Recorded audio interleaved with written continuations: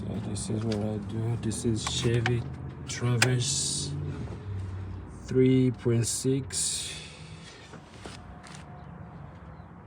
What I wanna do,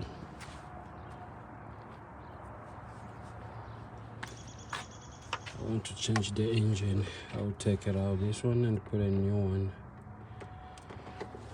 So we try to show that this will be done. The engine is broken, so I have to put a new one. So I'm going to take out this one and put a new one.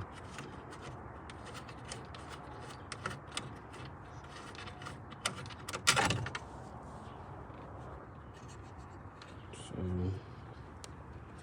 let's do it.